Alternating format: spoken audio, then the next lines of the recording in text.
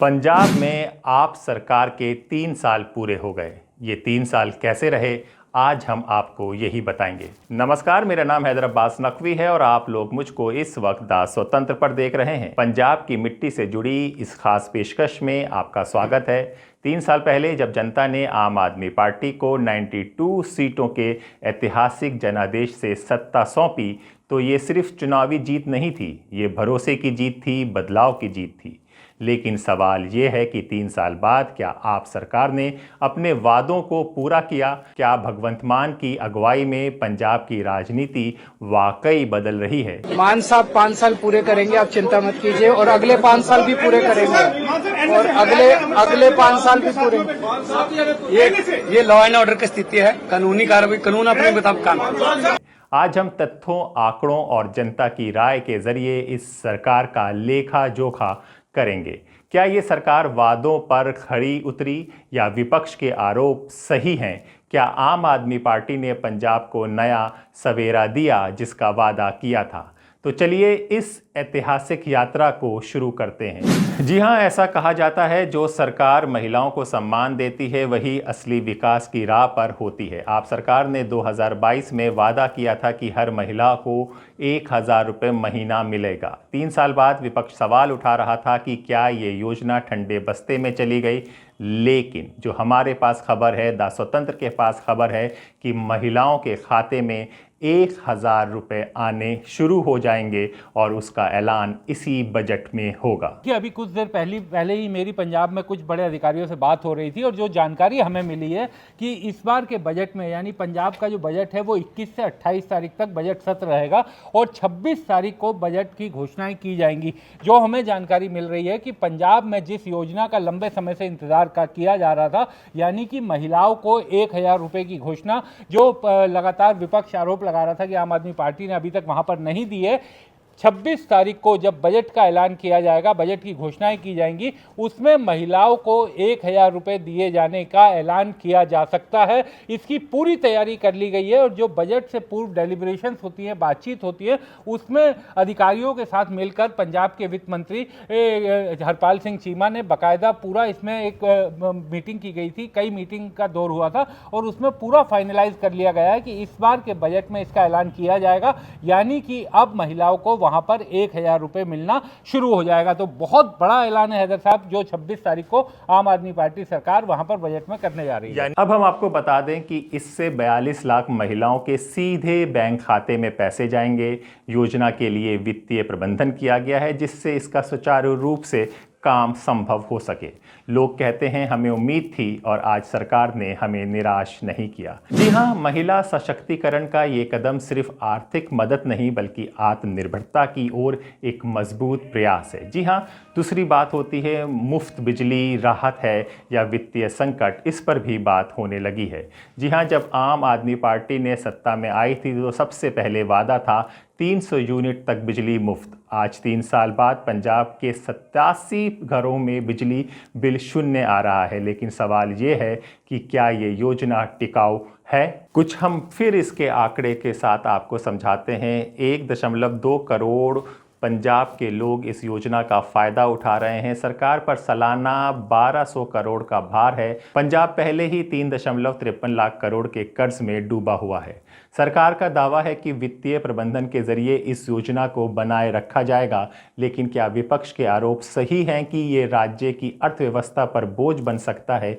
इस पर आने वाले सालों में कड़ी नज़र रखनी होगी। लेकिन हमें ये भी जानना होगा और समझना होगा कि जब दिल्ली में आपकी सरकार थी उसने लोगों को 200 यूनिट बिजली मुफ्त में दी थी। तीसरा जो सबसे बड़ा मुद्दा पंजाब में बनकर आता है वो है नशा। तो क्या नशा मुक्त पंजाब हो पाएगा?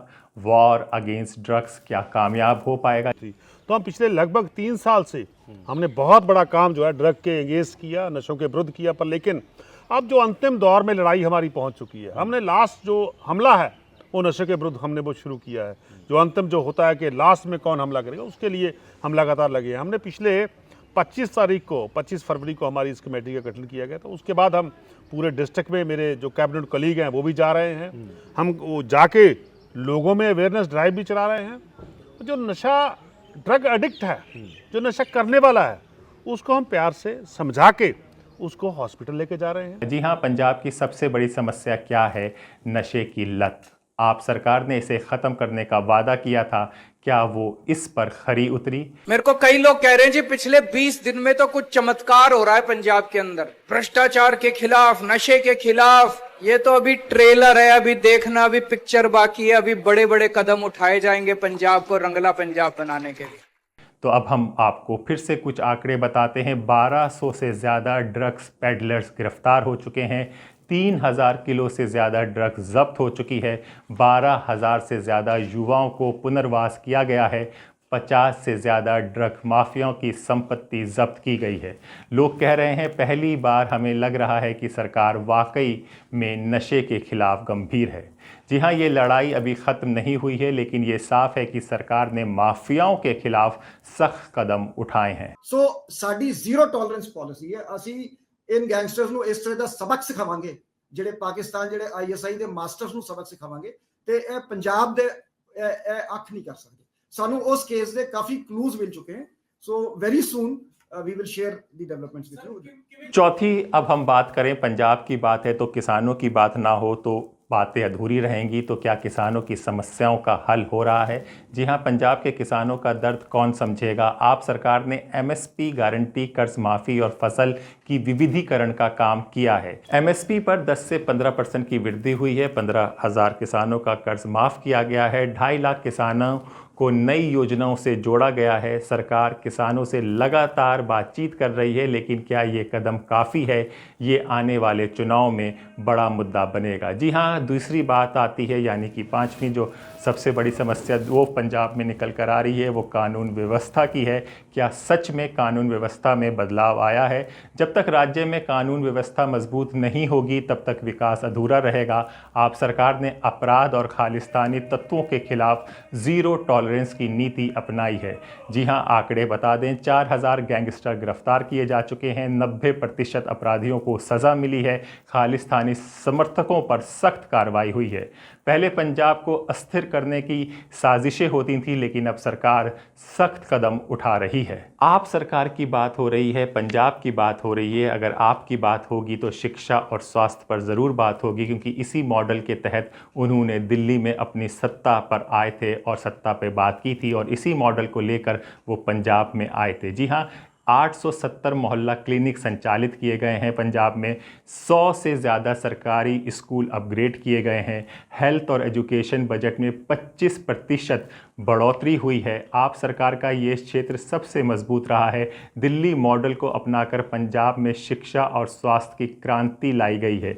जी हाँ, आप ये भी समझिए कि अभी कुछ दिनों पहले भगवंत मान ने स्कूल के प्रिंसिपल को सिंगापुर भेजा था, और अभी टीचरों का एक दस्ता फिनलैंड गया है वहाँ की शिक्षा को समझने के लिए, जहाँ से वहाँ से समझ कर आएंगे और पंजाब में उसको इम्प्लीमेंट करेंगे।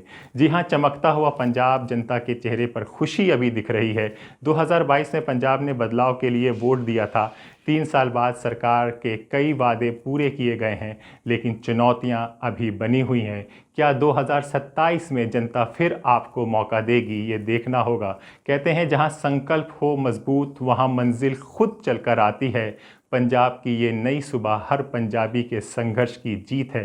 जी हाँ, मैं हैदर अब्बास नकवी अब आपसे इजाज़त लेता हूँ। फिर होगी मुलाकात एक नए विचार के साथ। तब तक के लिए नमस्कार।